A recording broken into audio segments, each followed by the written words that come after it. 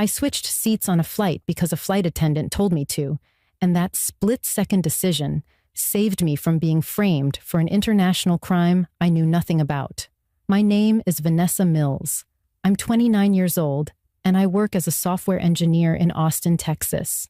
I'm the kind of person who follows rules, stays organized, and avoids drama at all costs. I grew up with my dad, Robert Mills, a retired Marine who taught me discipline and to always think before I act. So when something completely unexpected happened on a routine flight to London, every instinct I had was screaming at me that something was very wrong. It was a rainy Thursday evening when I boarded Flight 447 from New York to London. I was traveling alone for a tech conference, my first international work trip. I was nervous but excited. My seat was 14B, a middle seat I'd specifically been assigned when my company's travel coordinator booked the flight just 3 days earlier. It was the only available seat on a packed flight. As I settled in and pulled out my book, a flight attendant approached with a drink cart. Her name tag said Patricia Hayes.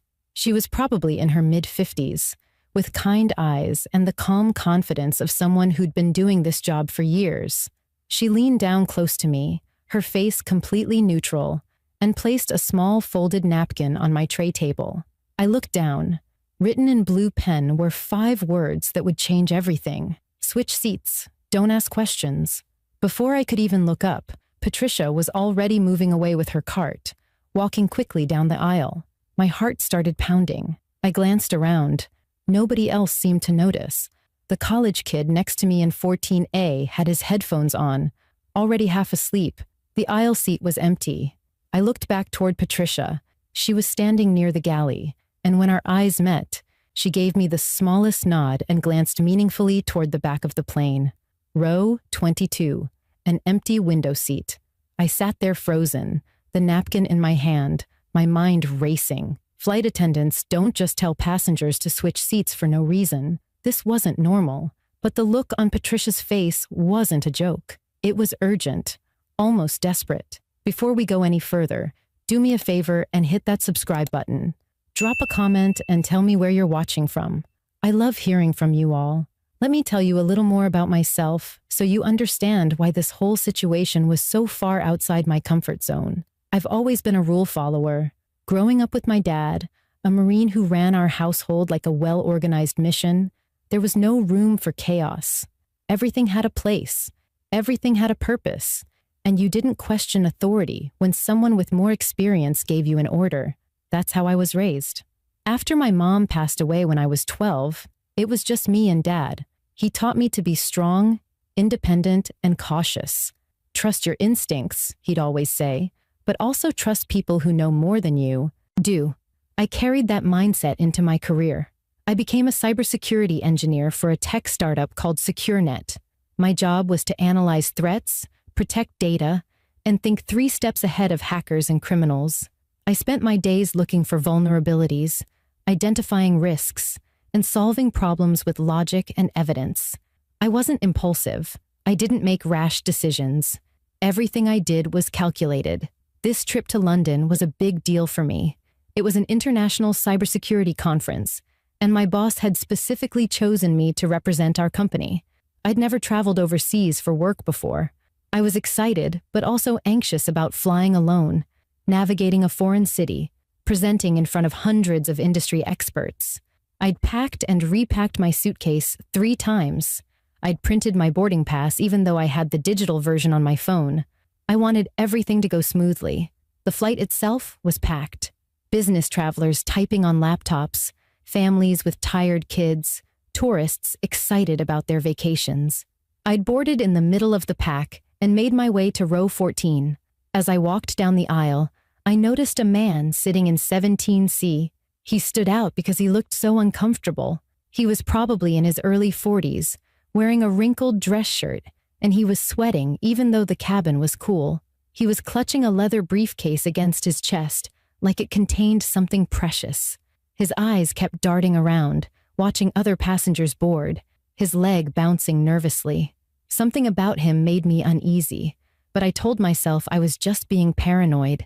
Lots of people are nervous flyers. I found my seat, 14B, and squeezed past the college kid already settled in 14A. He had his headphones on and barely acknowledged me.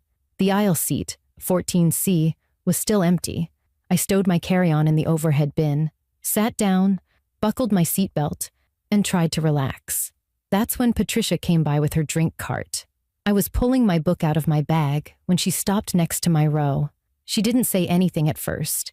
She just leaned down, placed that folded napkin on my tray table, and kept moving. The whole interaction took maybe 5 seconds. But those 5 seconds felt heavy, loaded with meaning I didn't understand yet. I unfolded the napkin under the edge of my book so nobody else could see. Switch seats. Don't ask questions. My hands started to shake. I read it 3 times, making sure I wasn't misunderstanding. Why would she want me to switch seats? Was there something wrong with this seat? Was there a maintenance issue? But then, why write a note instead of just telling me? I looked up and found Patricia standing near the front galley. She was watching me. When she saw me looking, she glanced toward the back of the plane, then back at me. The message was clear. Move. Now. Don't make a scene. Every logical part of my brain was screaming questions. What's happening? Why can't she just tell me? What if this is some kind of mistake? But my dad's voice was in my head too. When someone with experience tells you to act, you act. You ask questions later. I grabbed my bag and quietly stood up. The college kid didn't even notice. I walked toward the back of the plane, my heart racing, trying to look casual. Row 22. The window seat, 22A, was empty. I slid in, shoved my bag under the seat in front of me, and buckled up. My hands were still shaking. Patricia appeared almost immediately, carrying a blanket. She leaned down and placed it on my lap. Her voice was barely a whisper. "Thank you. Stay here. Don't go back." Then she was gone, continuing down the aisle with her cart like nothing had happened. I sat there completely stunned, trying to process what just happened. I looked back toward row 14. A man was standing in the aisle. It was him, the nervous guy from 17C with the briefcase. He looked confused, checking his phone, then looking at the seat numbers. Then he sat down in 14B, my old seat. He placed his briefcase carefully under the seat in front of him, gripping it tight even after he sat down. My stomach dropped. Patricia had moved me away from that man. But why? Who was he? What was in that briefcase? And why did it matter where I was sitting? The plane's engines started up. The flight attendants began their safety demonstration. I couldn't focus on any of it. All I could do was stare at the back of that man's head 3 rows ahead of me, watching him grip the armrests with white knuckles, his whole body tense. Something was very, very wrong, and I had no idea what I'd just walked into. The plane taxied down the runway and lifted off into the rainy New York sky. Normally, I love takeoff. There's something exciting about that moment when the wheels leave the ground and you're suddenly flying. But this time, I couldn't enjoy it. My stomach was in knots. I kept my eyes locked on row 14, watching the man who was now sitting in my original seat. He hadn't relaxed at all. His hands were still gripping the armrests so tight I could see the tension in his shoulders from 3 rows back. He wasn't reading, wasn't looking at his phone, wasn't doing anything. He was just sitting there, staring straight ahead, breathing hard, like he was trying to calm himself down. I tried to focus on my book, but the words blurred together. My mind kept spinning. Why did Patricia move me? What did she know? I watched her move through the cabin, offering drinks and snacks to passengers, but I noticed something strange. Every time she passed row 14, she slowed down just slightly. Her eyes would flick toward the man, then away. She was watching him, and it wasn't just her. Marcus, another flight attendant, a younger guy with dark hair, was doing the same thing. They were coordinating, making eye contact with each other across the cabin, communicating in that silent way that experienced crew members do. This wasn't random concern. This was surveillance. About 30 minutes into the flight, the man suddenly pulled out his phone. His hands were shaking so badly he almost dropped it. He started typing frantically, his thumbs moving fast across the screen. Then he stopped, stared at whatever message he'd received, and his face went pale. He looked around the cabin, his eyes wild, searching for something or someone. Then he stood up abruptly, bumping into the college kid next to him hard enough to wake him up. "Excuse me, I need the bathroom," he mumbled, grabbing his briefcase. He didn't wait for a response. He just pushed past the kid and rushed toward the back lavatory, nearly tripping over someone's bag in the aisle. He disappeared into the bathroom, taking the briefcase with him. That's when Patricia appeared next to my seat. She crouched down low so other passengers wouldn't hear her. Her professional smile was gone. She looked serious, almost scared. "I need you to listen very carefully and stay calm," she whispered. "That man was supposed to sit next to someone specific on this flight. You. We received an anonymous tip before boarding that a passenger in seat 14B was being targeted for something illegal. We didn't have enough time to verify the information or remove anyone from the flight without causing a panic, so I made the decision to move you. You cannot let him know you were supposed to be in that seat. Do you understand?" My mouth went completely dry. I could barely get the words out. "Targeted? What do you mean targeted?" Patricia glanced back toward the bathroom, then back at me. "We believe he's transporting something illegal, and someone on this plane is supposed to receive it from him. If you'd stayed in that seat, you might have been mistaken for his contact, or worse, you could have been set up to take the fall for whatever he's carrying." The room started spinning. This couldn't be real. I was just going to a conference. I was just sitting in my assigned seat. How could I be involved in something illegal? The bathroom door opened and the man came out. He looked even worse than before. His shirt was soaked with sweat, his face was red, and his hands were trembling as he carried the briefcase back to his seat. He sat down in 14B, placed the briefcase under the seat again, and immediately pulled out his phone. He started typing again, then stopped. He looked at the college kid sitting next to him in 14A, really looked at him like he was studying his face. Then he leaned over and whispered something. The kid pulled out his headphones, looking annoyed and confused. "What?" he said. The man's voice got louder, urgent. "You're supposed to give me the signal. That's what she said. You're in 14B, right?" The college kid looked at him like he was crazy. "Dude, I don't know what you're talking about. I'm in 14A. I don't know you." The man's face turned bright red. His breathing got faster. He stood up suddenly, his voice rising loud enough that other passengers started turning around to look. No. She told me to sit in 14B. She said the contact would be right next to me. Where is she? Where's the woman who was supposed to be here?" He was scanning the entire cabin now, his eyes moving from row to row, looking at every passenger. Patricia and Marcus were already moving toward him, their faces calm, but their movements quick and deliberate. "Sir, you need to sit down," Patricia said in that firm but polite voice flight attendants use when things are getting out of control. But the man wasn't listening. He was spiraling, panicking. "Someone moved. Someone switched seats. She told me exactly where to sit. The woman in 14B was supposed to be here." He was shouting now, and my heart was pounding so hard I thought it might explode. Other passengers were pulling out their phones, some recording, some looking scared. A mother pulled her child closer. An older man stood up like he was ready to help restrain someone if needed. And then the man's eyes landed on me. He was 3 rows away, but I saw the exact moment he registered my face. His expression changed. Recognition, confusion, anger. He pointed directly at me. You were sitting here before. I saw you. Where did you go? Why did you move?" Every eye in the cabin turned toward me. I couldn't breathe. I pressed myself back against the window, my hands gripping the armrests. Patricia stepped between us, blocking his view of me. "Sir, sit down right now or we will have you restrained." Her voice had lost all warmth. This was a command, not a request. But the man was beyond reason. He shoved past her, still pointing at me, his voice breaking. "She was supposed to be next to me. She has to be next to me. That's what they told me. I can't mess this up." That's when everything exploded. The cabin erupted into chaos. Passengers were standing up, trying to see what was happening. Some were shouting for the man to calm down. Others were recording everything on their phones. A flight attendant's voice came over the intercom, firm and steady. "Everyone, please remain seated and calm. We have the situation under control." But it didn't feel under control. The man was still standing in the aisle, his face twisted with panic and rage, staring at me like I'd personally ruined his entire life. Patricia and Marcus had positioned themselves between him and my row, but he kept trying to see around them. I need to talk to her. She has to understand. They're going to kill me if I don't deliver this. That's when a man stood up from first class. He was wearing jeans and a plain polo shirt, looking like any other passenger.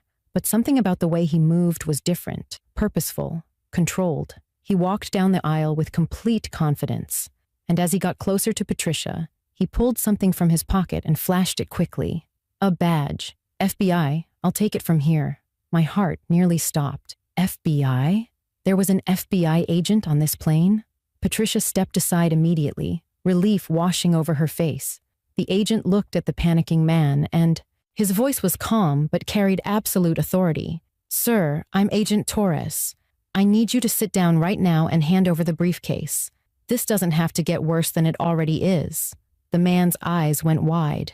He looked at Agent Torres, then at the briefcase still under seat 14B, then back at the agent. No, you don't understand. I have to deliver this. I was paid to deliver this. She was supposed to be in that seat. He pointed at me again, his hand shaking. The woman in 14B, Vanessa Mills, that's who I'm supposed to give this to. The sound of my own name coming out of his mouth made my blood run cold. How did he know my name? Agent Torres didn't react with surprise. He just nodded slowly. I know, but the woman you're looking for isn't on this plane anymore. We moved her. Your contact isn't coming. Whatever arrangement you had, it's over. Now sit down and hand over the briefcase before this gets much worse for you.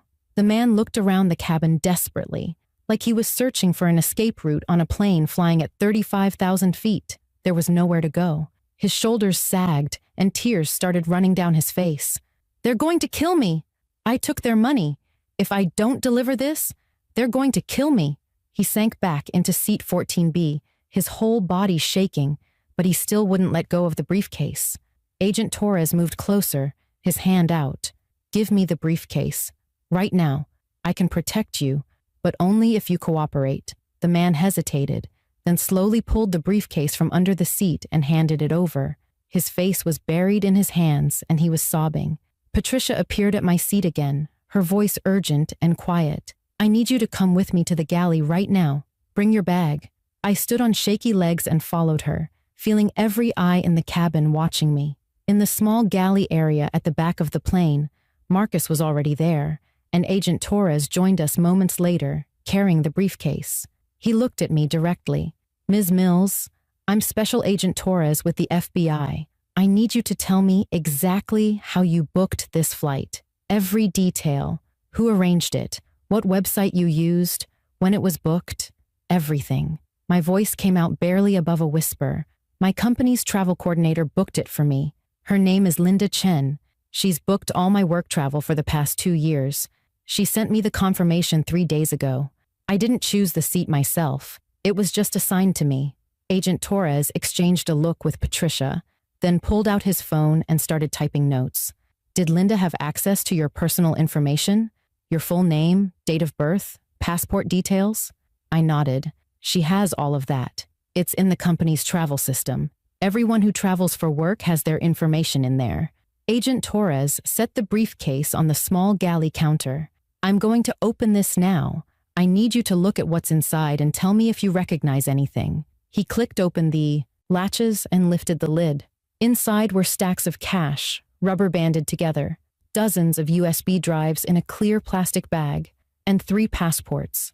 He pulled out one of the passports and opened it. The photo inside made my stomach drop. It was a woman who looked like me. Similar brown hair, similar build, wearing glasses like I sometimes wore. But it wasn't me. The face was just different enough. The name on the passport said, Vanessa Mills. My name. But that wasn't my photo. Someone had created a fake identity using my real name and a woman who resembled me enough to pass a quick glance. Agent Torres watched my reaction carefully. You've been identity cloned. Someone was supposed to board this flight using your name and your seat assignment to receive this package from our friend Derek back there. But the real you showed up instead, which completely derailed their operation. I felt like I was going to be sick, but I don't understand. Why me? Why my name? Torres pulled out his phone again. That's what we need to figure out. I'm going to need to contact your company immediately and investigate this Linda Chen. My guess is someone hacked your company's travel system, or Linda herself is involved in this.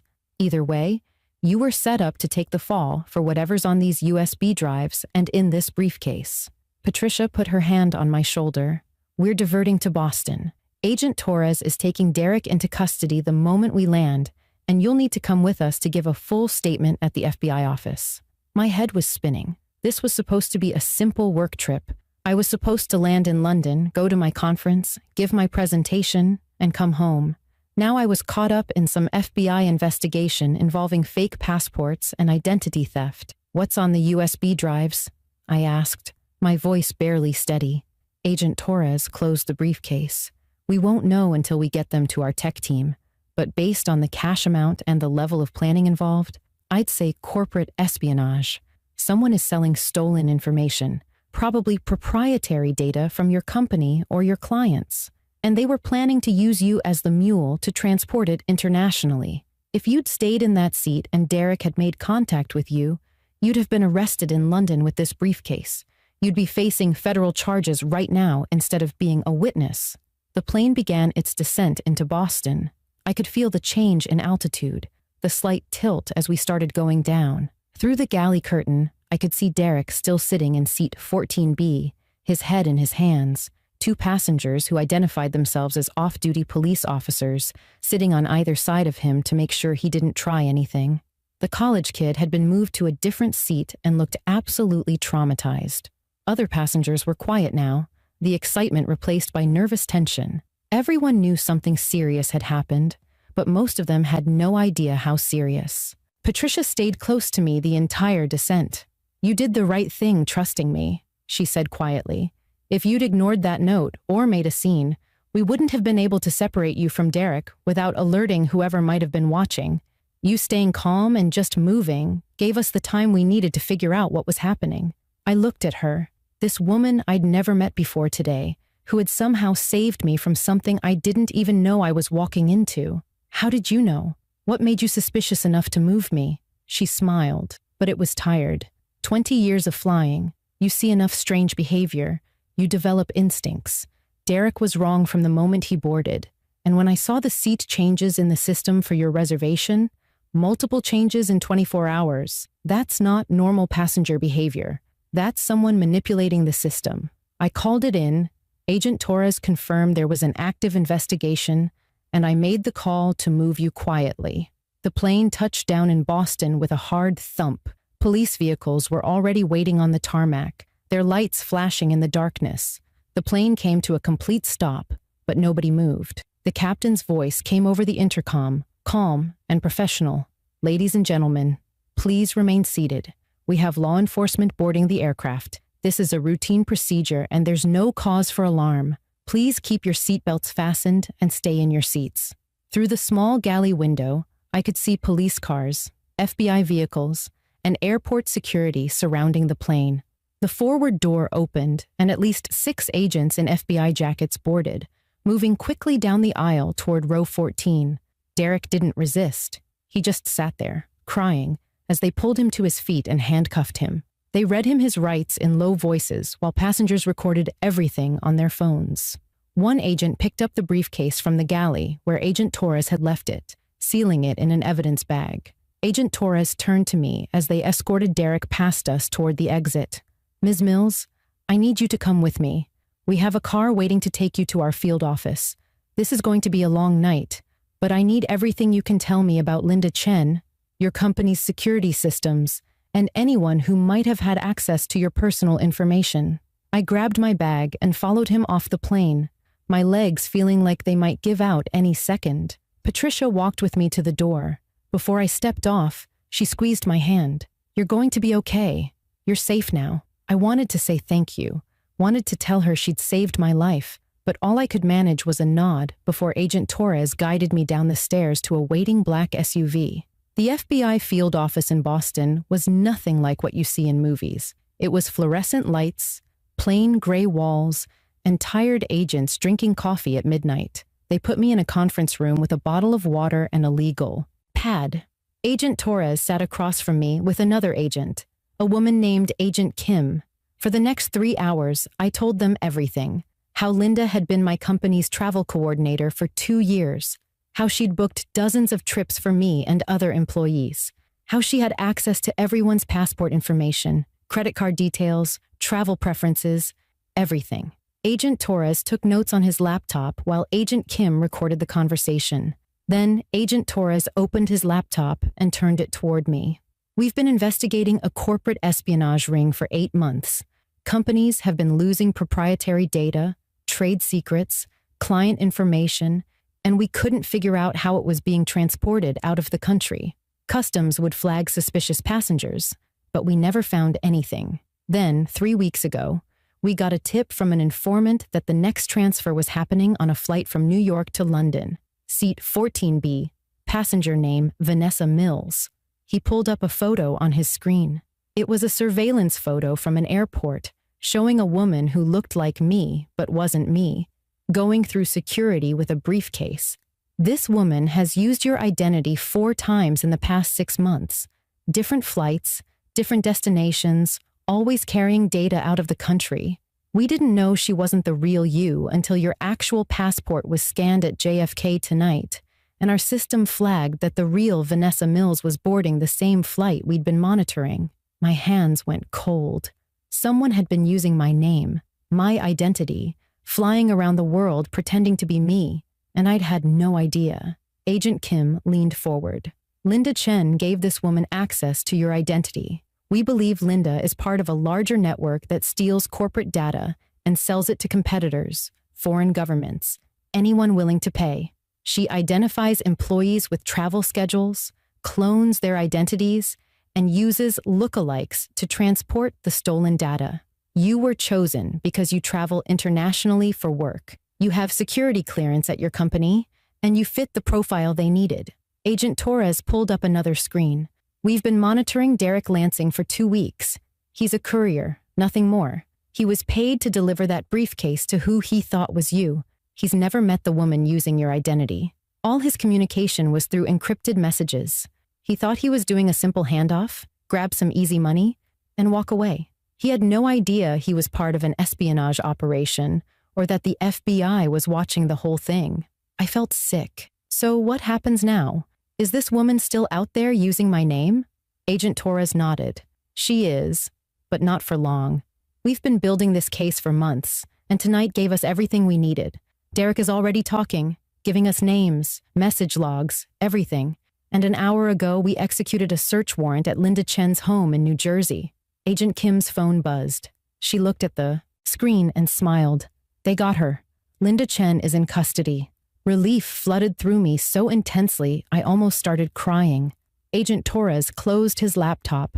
The USB drives contained stolen cybersecurity protocols from your company, worth millions of dollars, client data, proprietary software, security vulnerabilities, everything a competitor would pay top dollar for. If the fake Vanessa Mills had received that briefcase in London, that data would be in the hands of a foreign tech company by tomorrow morning, and the real you would eventually be implicated when investigators started tracing the transactions. Linda made sure your digital footprint was all over this. Emails, travel bookings, even fake security footage from your office building. You were being set up to take the fall for everything. The reality of how close I'd come to having my entire life destroyed hit me like a truck. If Patricia hadn't moved me, if I'd stayed in that seat, if Derek had handed me that briefcase thinking I was his contact, I'd be in handcuffs right now instead of sitting safely in this FBI office. Agent Torres must have seen the panic on my face because his voice softened, but that didn't happen. You're safe. You're a witness, not a suspect. Patricia Hayes's instincts and quick thinking broke this whole case open. Derek panicking when you weren't where he expected gave us the confession we needed. And Linda getting arrested tonight means this entire operation is shut down. Agent Kim slid a business card across the table. You'll need to stay in Boston for a few days. We'll need more statements, and you'll probably have to testify when this goes to trial. We've already contacted your company and your father. He's flying up first thing in the morning. Hearing that my dad was coming made me finally break down. The tears I'd been holding back for hours just poured out.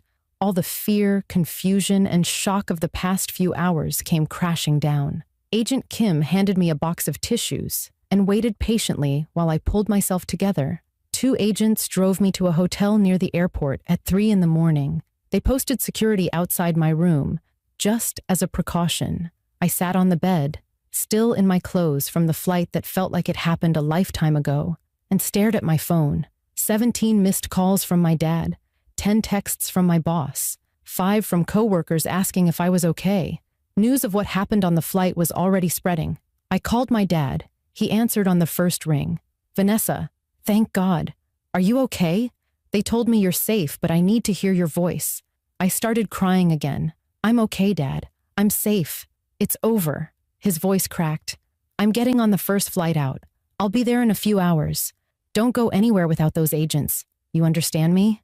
I promised I wouldn't. We stayed on the phone until I finally fell asleep, exhausted, my dad's voice the only thing keeping the nightmares away. The next morning, my dad arrived at the hotel before I even woke up. The FBI agents let him in, and when I opened my eyes, he was sitting in the chair by the window, watching me like he used to when I was sick as a kid. He pulled me into a hug so tight I could barely breathe, and for the first time since this nightmare started, I felt truly safe. We spent that whole day in the FBI office while I gave more detailed statements, looked at photos to confirm identities, and signed what felt like 100 documents. Agent Torres walked us through everything they'd discovered overnight. Linda Chen had confessed to everything within hours of being arrested. She'd been running this operation for almost 3 years, using employees from multiple companies to smuggle stolen data internationally. She'd made over $2 million selling corporate secrets.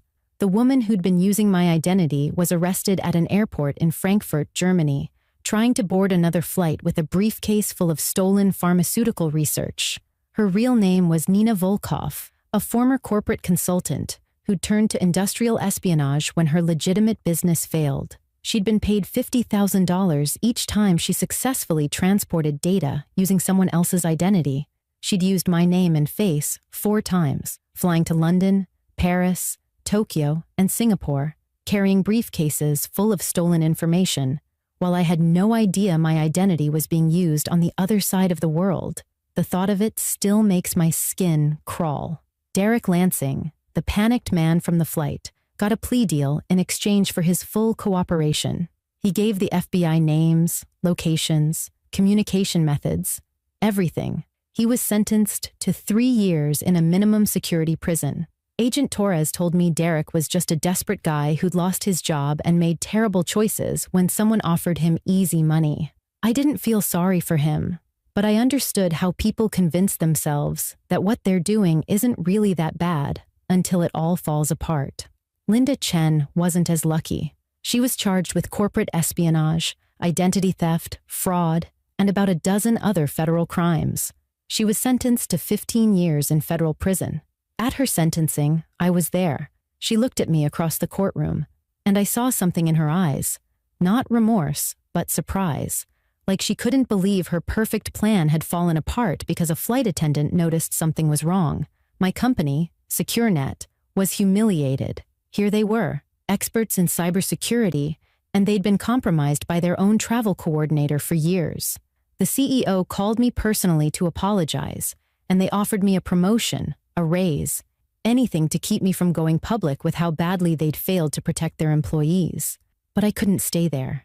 Every time I walked into that office, I'd think about Linda sitting at her desk, booking my flights, smiling at me in the break room, all while selling my identity to criminals. I gave them my resignation 2 weeks after the trial ended.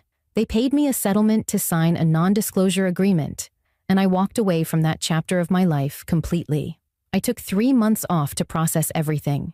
I stayed with my dad at his place outside Austin, and we spent our evenings on the porch, like we used to when I was younger. He'd been terrified when he got the call from the FBI, and seeing me safe didn't fully calm his fears for weeks. He'd wake up in the middle of the night to check that I was still there, still okay. We talked through everything, and he helped me see that I'd survived because I'd trusted my instincts and listened when someone tried to help me. "You could have ignored Patricia's note," he said one night. "You could have demanded explanations. made a scene, refused to move, but you trusted her, and that trust saved your life. That's good instincts, Vanessa. Don't lose that. Patricia and I stayed in close contact. I flew to New York a month after everything settled down, and we met for coffee near her home in Queens. She told me she'd been scared too, that moving me without getting official clearance first could have gotten her fired if things had gone wrong. But I've been doing this job for 20 years, she said, stirring her coffee. I've seen drunk passengers, medical emergencies, mechanical failures, all of it. You develop a sense for when something's wrong. Derek was wrong from the second he stepped on that plane. And when I saw your seat had been changed multiple times in the system, I knew someone was manipulating things. I couldn't prove it, but I knew you needed to be moved. I just hoped I was making the right call. I reached across the table and took her hand. You saved me. You risked your job, your safety, everything, for someone you didn't even know. I don't know how to thank you for that. She smiled, her eyes a little watery. You just did. We became real friends after that. She's someone who understands what that day meant, what it took to make the choice she made. I sent her flowers on the anniversary of the flight every year. We text regularly, share pictures of our lives, and she's become like family to me. Last year, I helped her daughter get an internship at the consulting firm I eventually started. It felt good to give back to the person who'd given me my life. After my 3 months off, I knew I couldn't go back to working for someone else. I started my own security consulting business, specializing in helping companies identify internal vulnerabilities and protect against corporate espionage. My first major client was an airline company that wanted to improve their crew training on identifying suspicious passenger behavior and security threats. I worked directly with flight attendants, teaching them the same instincts Patricia had used. I showed them warning signs, taught them how to trust their gut, and gave them protocols for reporting concerns without causing panic. The work felt meaningful in a way my old job never did. I was turning my nightmare into something that could protect other people. The experience changed how I see the world. I'm more cautious now, more aware of my surroundings. I check my credit reports obsessively. I monitor my passport activity. I changed all my passwords and set up alerts for any unusual account activity. Some people might call it paranoia, but I call it being smart. I know firsthand how easily your identity can be stolen and used against you. But I'm also more grateful. Grateful for people like Patricia who choose to act instead of looking away. Grateful for my dad who dropped everything to be there for me. Grateful that I listened to that little voice in my head telling me to trust a stranger's warning. If you've stuck with me through this whole story, I want to ask you something. Hit that subscribe button and leave a comment telling me where you're watching from. Hearing from you all means the world to me. I still fly regularly for my consulting work, though I'll admit the first few flights after the incident were hard. My hands would shake during boarding. I'd watch every passenger, looking for someone who seemed off. But it got easier. Now when I fly, I make a point to thank the flight attendants. I look them in the eye and tell them I appreciate what they do, because they're not just there to serve drinks and peanuts. They're trained professionals who are often the first line of defense when something goes wrong at 30,000 feet. They deserve more respect and recognition than they get. I keep Patricia's original note, the napkin that said, "Switch seats. Don't ask questions," framed in my home office. It sits right next to my college degree and my business license. Some people ask me why I keep it, why I'd want a reminder of something so traumatic. But to me, it's not a reminder of fear. It's a reminder of courage. It represents a stranger who saw danger and refused to stay silent, even when silence would have been easier and safer. It represents the best of what people can be when they choose to help instead of looking away. The lesson I learned isn't just about identity theft or corporate espionage.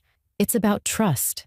It's about listening when someone warns you about danger, even if you don't fully understand why. It's about acting on instinct when something feels wrong. Patricia had every reason to stay out of it. She could have told herself it wasn't her problem, that she didn't have enough information to act, that interfering might cause trouble. But she didn't. She chose courage over comfort, action over inaction, and that choice saved me from a nightmare I didn't even know I was walking into. I think about what would have happened if I'd stayed in seat 14B constantly. Derek would have tried to hand me that briefcase. Maybe he would have whispered instructions, or just left it behind when he got off the plane. Either way, I'd have been caught with stolen corporate data, fake passports, and cash when we landed in London. I'd have been arrested, charged with espionage, and spent years fighting charges while my reputation was destroyed. Linda's digital trail would have pointed straight to me. My emails, my travel records, my access to company systems, all manipulated to make me look guilty. By the time I proved my innocence, if I ever could, my life would have been over. But that didn't happen, because one flight attendant trusted her instincts, and one passenger trusted a stranger's warning. That's the difference between disaster and survival sometimes. One person who cares enough to act, and another person who's willing to listen. I'm Vanessa Mills, and I learned that the most important decision you ever make might happen in 10 seconds on a crowded airplane. Trust your instincts. Listen to warnings from people who have nothing to gain from helping you except knowing they did the right thing. Pay attention when something feels off, even if you can't explain why. And never underestimate the power of one person who refuses to stay silent when they see something wrong. That person might just save your life. I know one saved mine.